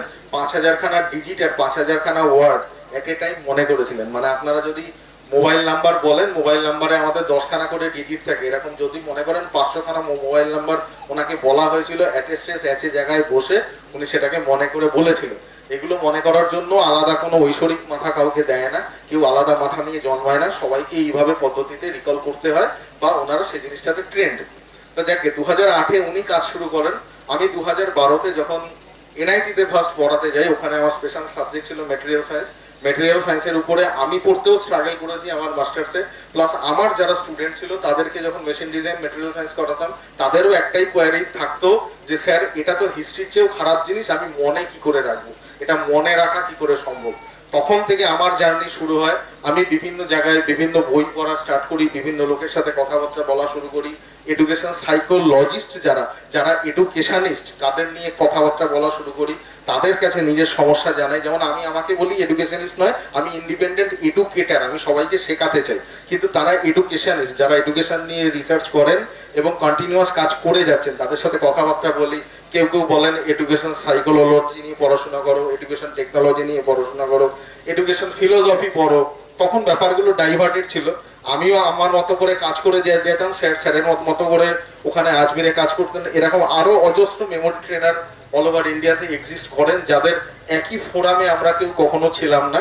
কিন্তু মোটামুটি 2016-17 পর থেকে যখন উনি গিনিস ওয়ার্ল্ড রেকর্ড হোল্ডার ওই প্রোগ্রামটা ব্রেক করেন, তখন মোটামুটি আমাদের মতো যারা ইন্ডিভিজুয়ালি কাজ করতো তারা ওনাকে চেনেন বা ওনার রেকগনিশন আমরা পাই। তখন আমরা আমাদের নিজেদের ইচ্ছায় ওনার সাথে একসাথে জুড়ে তারপর থেকে আমরা ইন্ডিভিজুয়াল ওয়ার্কশপ এগুলো নিয়ে কাজ করানো স্টার্ট করি। আমি মিনিস্ট্রি অফ স্কিলস এর মেম্বার ছিলাম, অ্যাজ এ অডিটর আমি অনেকদিন কাজ করেছি, আমার সাথে স্কিল ইন্ডিয়ার সম্পর্ক ছিল। তা এই যে ট্রেনিং প্রোগ্রামটা, এই যে মেমোরাইজেশন, আজ পর্যন্ত মেমোরাইজেশন 2021-এর আগে সারা ভারতবর্ষে এটাকে স্কিল বলে মানা হতো না, এটাকে কোনো ঐশ্বরিক ক্ষমতা বলে মানা হতো। যার কনসেন্ট্রেশন যত বেশি, যার যত বেশি জিনিস সে বোধহয় তত বেশি মাথায় মনে রাখতে পারে, বা কোনো স্টুডেন্ট হয়তো ঐশ্বরিক ক্ষমতা নিয়ে জন্মেছে বা তাকে ইনবর্ন কোনো কোয়ালিটি দেওয়া হয়েছে, সেই কারণে সে ভালো, আর এই ছেলেটার ইনবর্ন কোয়ালিটি খারাপ, এই কারণের জন্য এই ছেলেটা খারাপ, এই পদ্ধতি মানা হতো। 2021-এর পরে প্রায় 4 বছর স্ট্রাগল করানোর পরে আমরা 3 জন মেম্বার মিলে অল ওভার ইন্ডিয়া থেকে এই মেমোরাইজেশনকে একটা স্কিল বলে প্রুফ করিয়েছি। তাই প্যানেলের আমি হেড করেছিলাম, মানে আমার থেকেই পেপারগুলো গিয়েছিল, সেখান থেকে যেহেতু করা আমি ওদের সাথে অ্যাসোসিয়েটেড ছিলাম। তো মেমোরাইজেশন একটা স্কিল। আমাদের অর্গানাইজেশনে Guinness book of world record holder sir নিজে, আমাদের অজস্র স্টুডেন্ট আছে যারা বিভিন্ন মেমোরি লেসনের উপরে কাজ করে, India book of records, Limca book of records, school book of records এর 23rd-এ আমিও পার্টিসিপেট করেছিলাম। আমারও একটা ছোটখাটো আছে যে অল ওভার ওয়ার্ল্ডের যত কান্ট্রি ক্যাপিটাল, সেই কান্ট্রি ক্যাপিটাল গুলোকে মনে করার এগেনস্টে। তো এগুলো সবই অ্যাসোসিয়েশন করে করা, এগুলোর জন্য আলাদা মাথা আলাদা কোনো কিছু দরকার পড়ে না। কারণ আমিও যখন বাজারে যাই আমাকে কিছু জিনিস বললে অর্ধেক জিনিস ভুলে যাই, মানে বাড়ি গিয়ে সেই গালাগালি শুনতে হয়। আলটিমেট মেমোরি ট্রেনিং করে আমারও লাভ কিছু নয়, কারণ আমরা যেটা মনে রাখতে চাই আমাদের ততটুকুনি মনে থাকে, তার বেশি আমাদের মনে থাকে না। তা আমরা এই ট্রেনিং যেটা করাই অল ওভার ইন্ডিয়াতে, যেটা হয় আমাদের একটা ফিক্সড অ্যাপ্লিকেশনও থাকে, আমরা অনলাইনেও বাচ্চাদেরকে ট্রেনিং করাই, বিভিন্ন স্কুল কলেজের সাথে ট্রেনিং হয়।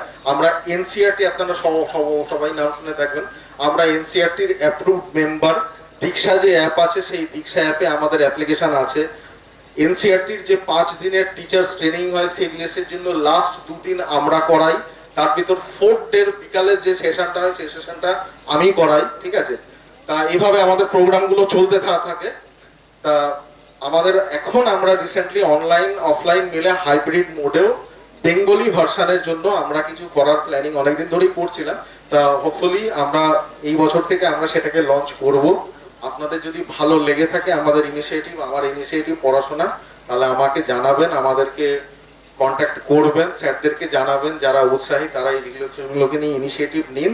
আমরা চাই এগুলো সবার মধ্যে স্প্রেড হোক, সবাই জিনিসগুলো সম্পর্কে জানুক এবং সবাই পদ্ধতিগুলোকে ইমপ্রোভাইজ করুক এবং এগুলো ইমপ্লিমেন্ট করুক। এখানেই আজ এই বিজ্ঞপ্তি শেষ করছি, আমি আর ডিটেলে এখানে যাচ্ছি না, আমার এই অবধি বলার ছিল। এরপরে আপনাদের যদি কোনো কোয়েশ্চেন বা আমার থেকে কিছু জানার থাকে আপনারা অবশ্যই আমাকে জানান, আমি সেই জিনিসগুলোর অ্যান্সারটা করি। হ্যাঁ স্যার।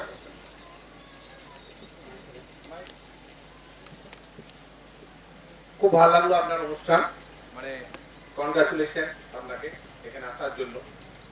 হ্যাঁ, তো আপনি বললেন যে রিকল করা, রিকালেক্টিভ যেটা, রিকালেকশন রিকালেকশন, তো আমার যেটা সময়ের দরকার অন টাইম সেটাকে বের করা, এটা মনে করা আর কি। সেটা তো এক গল্প বলে একটা ভালো লাগলো, বেশ গল্পের আকারে যখন বললেন অবশ্য মনে পড়ে গেল। কিন্তু ধরুন এমন এমন সাবজেক্ট আছে, ম্যাথামেটিক্সের কথাই বলি, যে অ্যাবস্ট্রাক্ট অ্যালজেব্রা, হ্যাঁ, বিমূর্ত যেটা, তো সেখানে সব ক্ষেত্রে কি ওইভাবে গল্প বলা সম্ভব? ম্যাথমেটিক্সের ক্ষেত্রে আপনাকে যেটা আমি আগেও বলছিলাম, ম্যাথমেটিক্স হচ্ছে লজিক্যাল পার্ট, যেখানে আপনাকে বললাম না 2 এর সাথে 2 করলে 4 হয় এবং 2 এর সাথে 2 গুণ করলেও 4 হয়, কিন্তু 10 এর সাথে 10 যোগ করলে 20 হয়, 10 এর সাথে 10 গুণ করলে 100 হয়। সেটাতে আপনার আমার কিছু করার নেই। যেমন আমাদের ক্ষেত্রে স্কাইয়ের যে কালার, স্কাইয়ের কালার আমরা যদি বলি স্কাই ব্লু, ওটা স্কাই ব্লু না বলে আমি ওটাকে ব্ল্যাক বলতে পারতাম, কিন্তু আমাকে কেউ ডিফাইন করে দিয়ে গেছে যে দ্যাটস কালার ইজ ব্লু, ওতে আপনার আমার কিছু করার নেই। দ্যাটস আর ইউনিভার্সাল ট্রুথ, যে আমাকে যদি আমার বাবাকে সম্বোধন করতে হয় দ্যাটস মিন্স ফাদার, এই ভোকাবুলারিটাকে আমি চেঞ্জ করতে পারি না। আমি লজিক্যাল কিছুতে যাব না, কিন্তু আমাকে যদি মনে রাখতে হয় যে ফাদার ডিফাইন করব কি করে, ফাদার ওয়ার্ডটার সাথে কোনো একটা সাবজেক্ট বা কোনো একটা ফটোকে জোড়া, এই অ্যাসোসিয়েশনটা করা, ঠিক আছে? ম্যাথের আপনি যত এগোবেন, আপনি স্ট্যাটিস্টিক্সে এগোবেন, ফিজিক্সের কোনো ফর্মুলা ডেরিভেশন এগোবেন বা যেখানে এগোন, আপনি ওই পোর্শনটাকে কিছু পারবেন না করতে।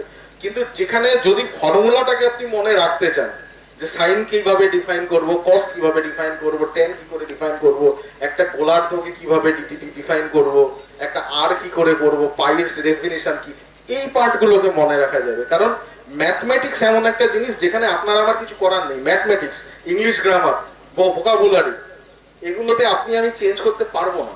মানে স্যার এটা তো রোড লার্নিং হয়ে গেল।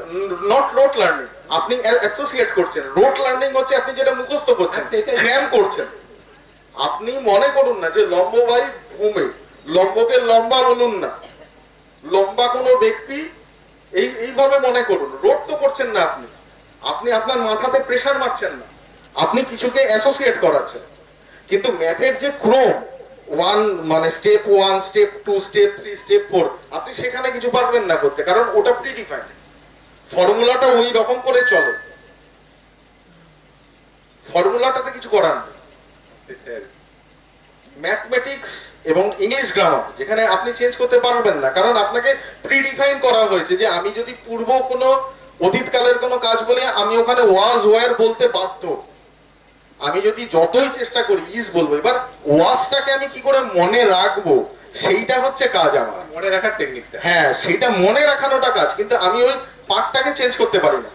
যেমন এই কালারটাকে গ্রিন, এই কালারটাকে ব্ল্যাক বলতে পারি না আমি, কারণ কি এটা প্রিডিফাইন করা আছে। হ্যাঁ, আমি লজিকে পারবো না ঢুকতে, ঠিক আছে? তা যা হোক, আজ থেকে আমি স্টুডেন্টদের একটাই মেসেজ দেবো যে এতদিন আমরা টিচারদের কাছ থেকে শুনেছিলাম যে ম্যাথমেটিক্স বুঝতে হয়, হ্যাঁ, আজ থেকে পরের দিন বলবো বোঝার সাথে সাথে মুখস্থও করতে হয়।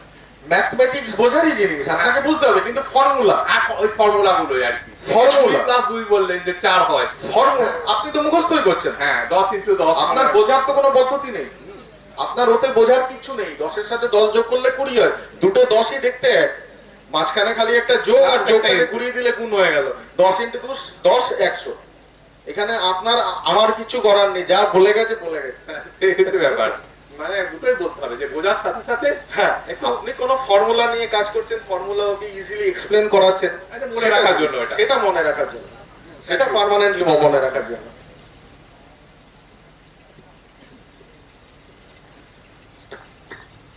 আর কেউ কিছু জিজ্ঞাসা করতে চান, একটু যদি বলেন।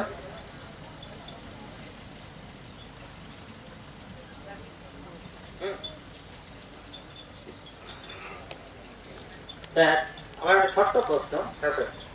আমার বাচ্চার বয়স 10+, হ্যাঁ। এবছর 5-এ উঠবে।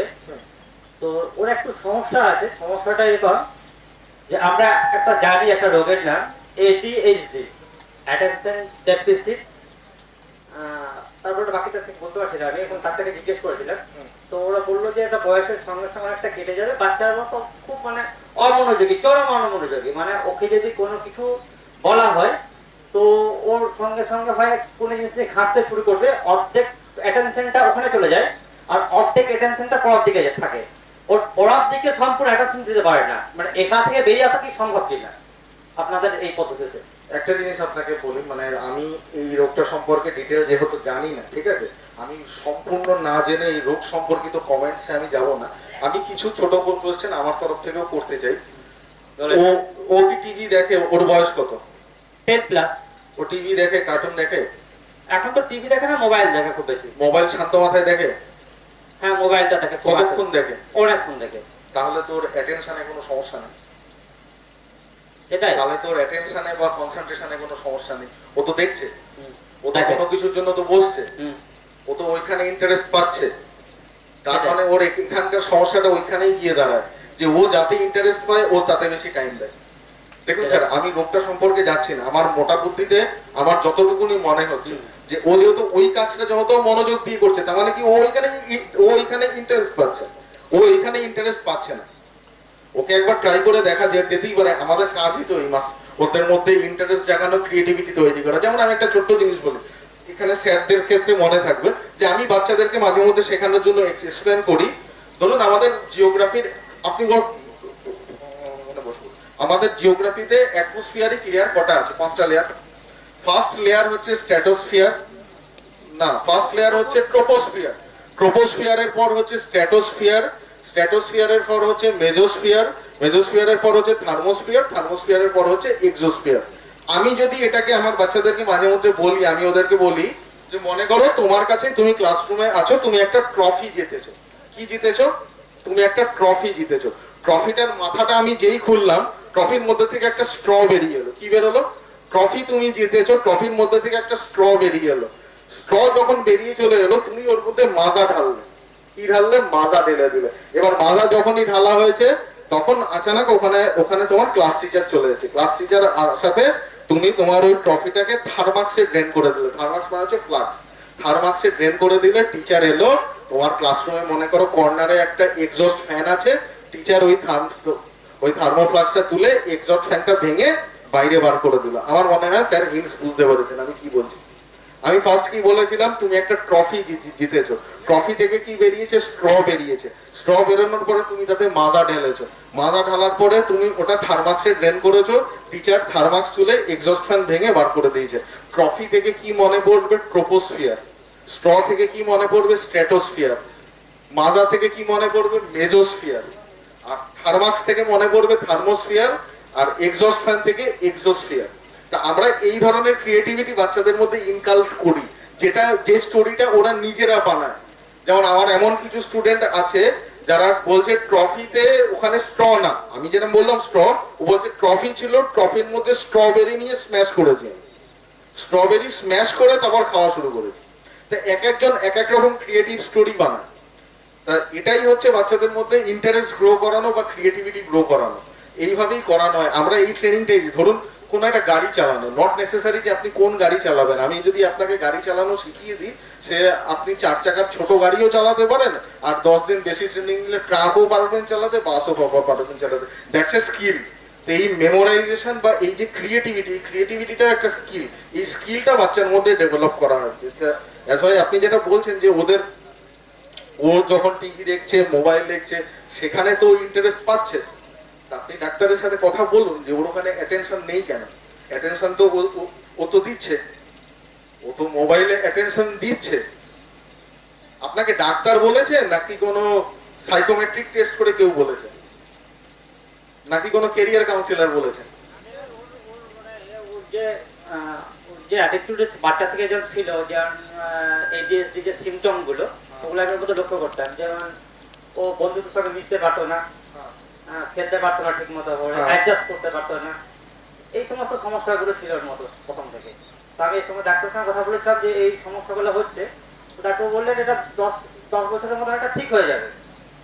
তো ঠিক হয়ে গেলে এখন অনেক সুস্থ। এখন মানে ওইগুলো নেই, কারোর সঙ্গে ঝগড়া করে না। আগে যেমন ঝগড়া করতো, মারামারি করতো, এবং স্কুল থেকে ধরুন অনেক সময় আমাকে কমপ্লেন জানাতো যে আপনার বাচ্চাটাকে অন্য বাচ্চাদের সঙ্গে একটু মারপিট করে বা একটা চিমটে দেয়, খামচে দেয়, এরকম সমস্যা হতো আগে। এখন কিন্তু ওগুলো হয় না। স্কুলে আপনি বলেননি বাচ্চাকে নিয়ে ছোট থেকে আপনার যে স্ট্রাগল ছিল সেই ব্যাপারটা স্কুলে হ্যাঁ, ম্যাডাম থেকে বলেছিলাম আমি যে ম্যাডাম এই সমস্যাগুলো আছে।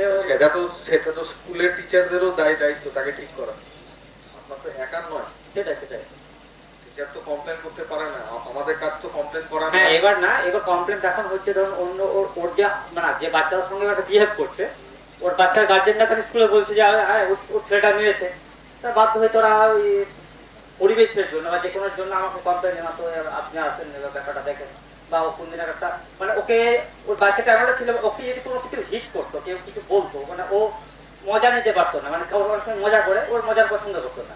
হ্যাঁ, ও বাচ্চা ওর সঙ্গে মজা করলো, ও তো দেখে একটা ঘুষি মার দিল, এরকম ধরনের অ্যাটিটিউড করতো। যে ঘুষি মারাটা সবাই দেখতো, ওর পেছনের কারণটা কেউ দেখতো না।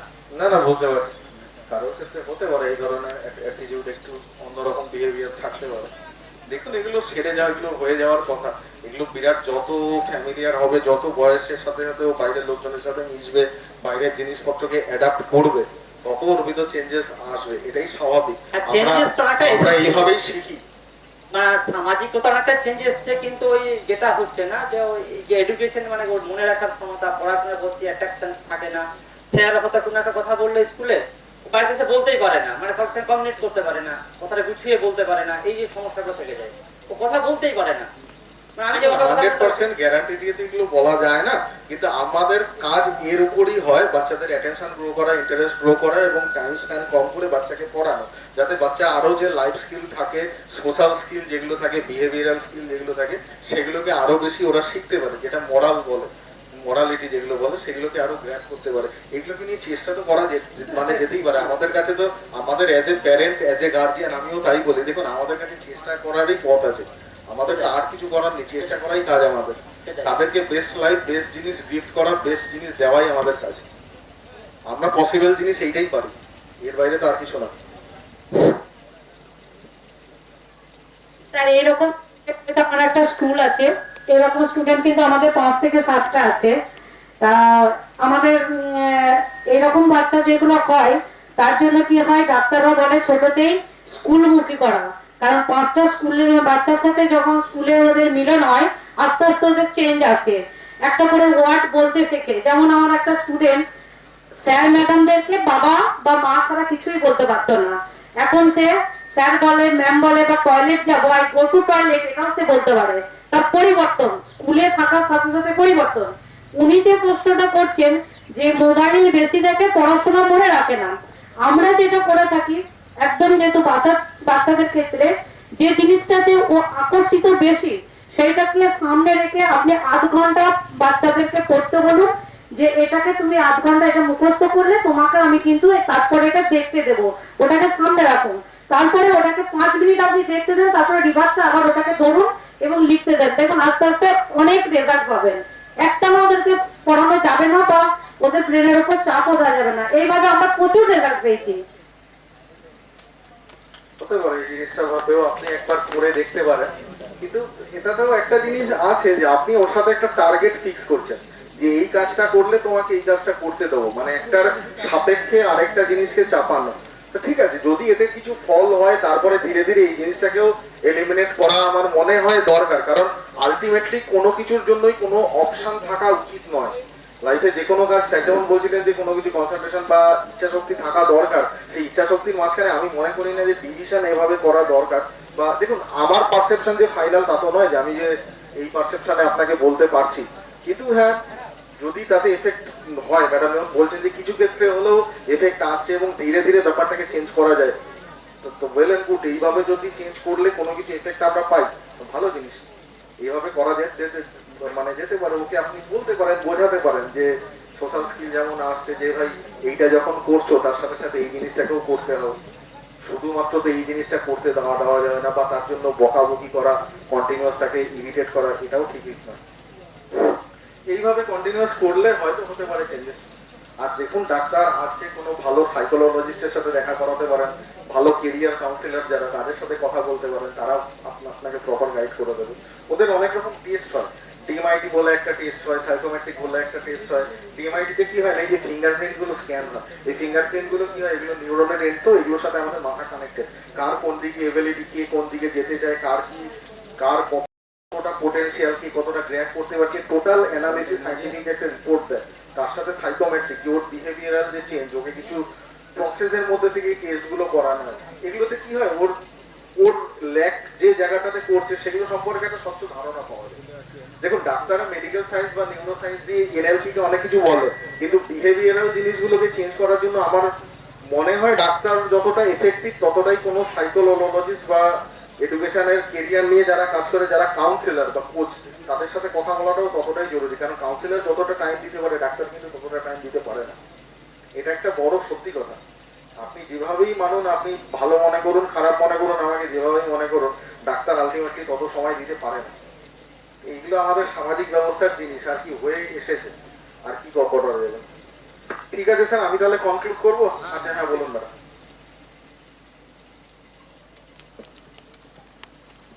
স্যার আমি বলছি সবশেষে একটা কথা বলছি, যে এই যে বললেন যে বাচ্চাদের যে মোবাইলের সঙ্গে এত ইন্টারেস্ট, কিন্তু বইয়ের সঙ্গে নেই, কিন্তু কি মানে পদ্ধতি প্রয়োগ করলে বাচ্চারা মানে বইয়ের সাথে ইন্টারেস্টিং হবে, কোনো নতুন কোনো পদ্ধতি চালু করা যায় কিনা আমাদের স্কুল লাইফে, সেইগুলো একটু আর কি দেখতে আর কি বলছে, সেইগুলো আর কিছু না। দেখুন, স্কুল লাইফে আপনি যে চালু করবেন, স্কুল লাইফে অলরেডি চালু করার ইনস্ট্রাকশন এনইপি 2020 গাইডলাইনে দেওয়া আছে, ঠিক আছে?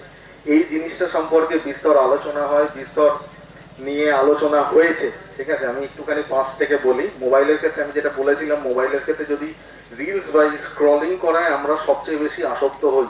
স্ক্রলিং এর ক্ষেত্রে কি হয়, ছোট একটা নোট থাকে, ক্যাপশন থাকে, কিছু একটা পিকচার থাকে, কোনো কিছু থাকে, কোনো একটা মুহূর্তের ছবি থাকে, যেটা কি করে সাডেন আমাদের মাথা অ্যাট্রাক্ট করে, এটা রাইট ব্রেনে গিয়ে হিট করে। এটাতে লজিক্যাল কিছু নেই, ওতে বোঝার কিছু নেই, আমাদের মাথা 8 সেকেন্ডে কিছু বুঝতে পারে না। ফলে টোটালটাই হচ্ছে রাইট ব্রেনের কাছে। রাইট ব্রেন ওখানে অ্যাট্রাক্ট করে, আমাদের অ্যাটেনশনটাকে ওইখানে নিয়ে যায়, আমাদের ইন্টারেস্ট থাকে। কারণ কি, ওখানে একটা ভিজুয়াল থাকে, শর্ট স্টোরি থাকে, আইদার কোনো কোনো জায়গায় কোনো কালারফুল পিকচার থাকে বা কোনো মিউজিক থাকে। এই সবগুলোই হচ্ছে রাইট ব্রেনকে অ্যাট্রাক্ট করে, যেটা মেমোরির মূল জিনিস। মেমোরি অর্গান দিয়ে হয়, মেমোরি মুখস্থ করে হয় না, লার্নিং মুখস্থ করে হয় না। আমরা যে রোড লার্নিং করি না, রোড লার্নিং আপনি বললেন রোড লার্নিং করে তো পড়া হয়, রোড লার্নিং কি করে হয়? রোড লার্নিং আমরা যখন করি, অনেকে জোরে জোরে পড়ে, অনেকে হাত দিয়ে ধরে ধরে পড়ে, চোখে দেখে। এই যে চোখে দেখা, চোখ হচ্ছে একটা অর্গান, হাত হচ্ছে একটা অর্গান, আর এই যে মুখ থেকে প্রনাউন্সিয়েট করছি, এটা হচ্ছে একটা অর্গান, কান একটা অর্গান। এই 4টে অর্গান একসাথে কাজ করছে। আমি যদি জোরে জোরে যখন কথা বলছি না, আমাদের রাইট ব্রেন এই কথা বলাটার মধ্যে একটা টিউন তৈরি করে, ও একটা গান তৈরি করে, টিউন তৈরি করে। এই টিউনটাকে ও লেফট ব্রেনে পাঠায়, তারপরে আমাদের মাথা কিছু মনে রাখে। যেমন আপনি খেয়াল করে দেখবেন, কোন একটা গান চলছে, আপনার প্রথমে গানের কথাটা আপনাকে অ্যাট্রাক্ট করে না, আপনাদেরকে অ্যাট্রাক্ট করে গানের সুর, গানের টিউনটা প্রথমে ভালো লাগলে দেখবেন কথা অটোমেটিক্যালি মনে থাকে। তাই এগুলো হচ্ছে রাইট ব্রেন অ্যাক্টিভিটিস। এই অ্যাক্টিভিটিসটা যেখানে চলে, সেখানে ব্রেন বেশি অ্যাট্রাক্ট হয়। এখন রইল পড়াশোনার ক্ষেত্রে। পড়াশোনার ক্ষেত্রে আপনি বলবেন বই তো ব্ল্যাক অ্যান্ড হোয়াইট, বইয়ে তো কিছু নেই, কোনো বইতে ব্ল্যাক অ্যান্ড হোয়াইট ছাড়া কিছু নেই।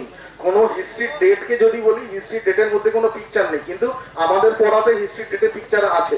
আরেকটা জিনিস বলি, এটা নিয়ে সেন্ট্রাল গভর্নমেন্টেরও প্রচুর কাজ হচ্ছে। এনইপি 2020 নিয়ে অলরেডি বলছে যে ভিজুয়াল এডে পড়াও, ভিজুয়াল জিনিস পড়াও, ভিজুয়াল কোনো স্টোরি, ভিজুয়াল কোনো জিনিসে পড়াও। সবাই ওখানে স্মার্ট ক্লাস বানাও, স্মার্ট বোর্ড বানাও, স্মার্ট ওয়েতে পড়াও, স্মার্ট লার্নিং করো।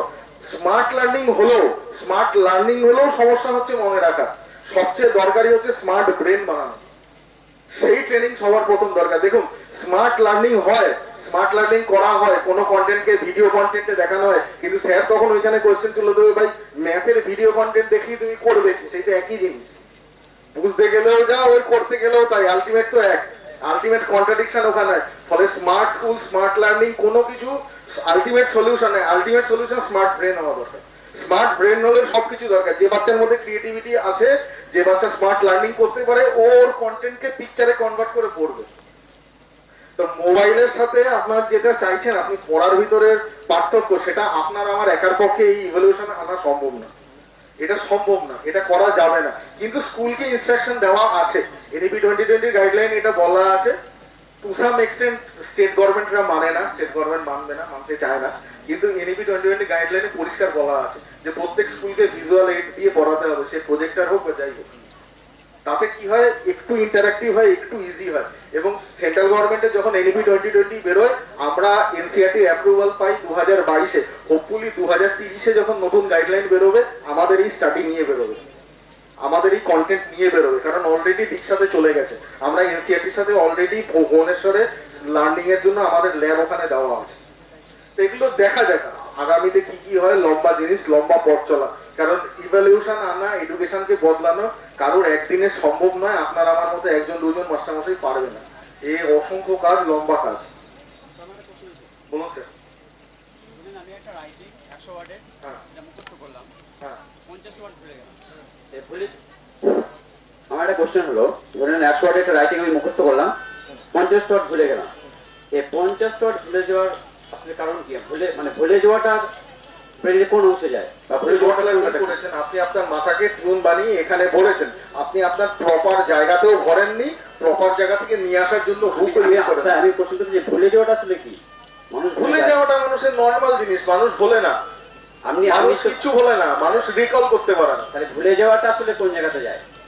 ভুলে যাওয়া কোথাও যায় না, মাথাতেই থাকে। আমাদের সব ওয়ার্ড মাথাতেই থাকে, আমাদের মাথা ক্রমশ দিন দিন জাঙ্ক হচ্ছে। ওইটা স্যার এতে আনকনসাস মাইন্ডে থাকে। দেখুন আনকনসিয়াস মাইন্ড সাবকনসিয়াস মাইন্ড অন্য জিনিস। আনকনসিয়াস মাইন্ড সাবকনসিয়াস মাইন্ডের ডিটেইলে যাব না আমি। রাইট ব্রেনকে বলে সাবকনসিয়াস মাইন্ড, কন্ট্রোল করে আনকনসিয়াস মাইন্ডে থাকে। আর কনসিয়াস মাইন্ড, মানুষের তিনটে স্টেটের মাইন্ড হয়, ঠিক আছে?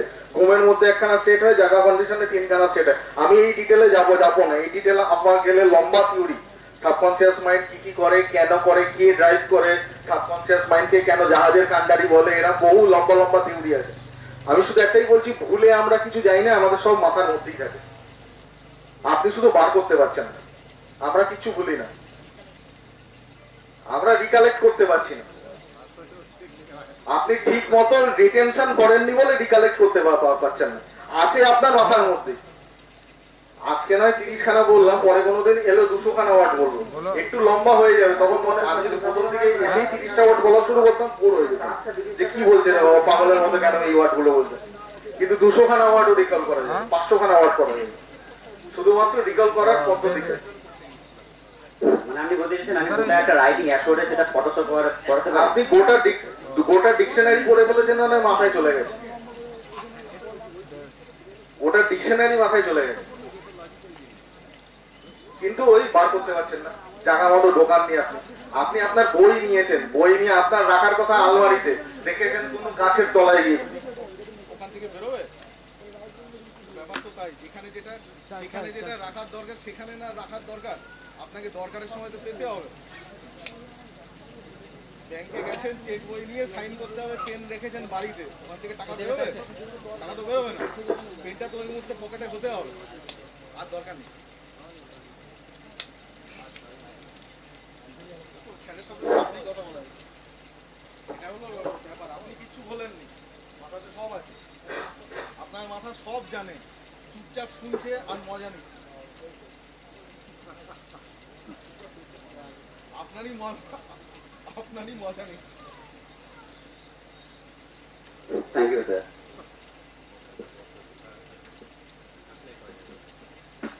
Thank you lot sir. আমরা শেষের দিকে, মানে শেষই করে ফেলতে হবে, কারণ অনেকে ধৈর্যহীন হয়ে পড়ছেন, অনেকক্ষণ হয়ে গেছে, তো শেষ করবো ইনশাআল্লাহ। আমরা এই যে আপনারা দেখলেন যে জিনিসগুলো বলছেন যে হ্যাঁ আমরা কাউন্সিলিং করবো, আমরা ওনাদের কাছ থেকে এই জিনিসগুলো নেব এবং আমাদের বাচ্চাদের যে ওয়ার্কশপ সেগুলো করবো ইনশাআল্লাহ, সময়ে করব। আরেকজন আসার কথা ছিল, উনি আসেননি, আবু ওসামা, ওনার সঙ্গে কথা হয়, এনার সঙ্গেও কথা হয়েছে। তো আমরা ফার্দার, এটা তো আপনাদেরকে অবগত করানোর জন্য এই প্রোগ্রামটা, যে আমরা কিভাবে কি করতে চাইছি, কি মোটিভ রয়েছে, বাচ্চাদের কিভাবে আমরা কি দেব না দেব কাউন্সিলিংয়ের জন্য। তো আমরা এবার ওয়ার্কশপ করবো ইনশাআল্লাহ, সেগুলো ক্লাসরুমের মধ্যে হবে এবং প্রত্যেকটা ক্লাসের আলাদা আলাদাভাবে ওয়ার্কশপ হবে এবং ওনাদের সহযোগিতায়। তো যাই হোক, এই পর্যন্ত। আর আমারও কিছু বলার ছিল, তারপরেও সময় সংকীর্ণ, তো আজকে এই পর্যন্তই। ইনশাআল্লাহ আবার পরবর্তীকালে আমার বলার সুযোগ হলে বলবো। তো দোয়া পড়ে নি, সুবহানাকা আল্লাহুম্মা ওয়া বিহামদিকা ওয়া নাশহাদু লা ইলাহা ইল্লা আনতা ওয়া নাস্তাগফিরুকা ওয়া আতুবু ইলাইক। আসসালামু আলাইকুম ওয়া রাহমাতুল্লাহি ওয়া বারাকাতুহু।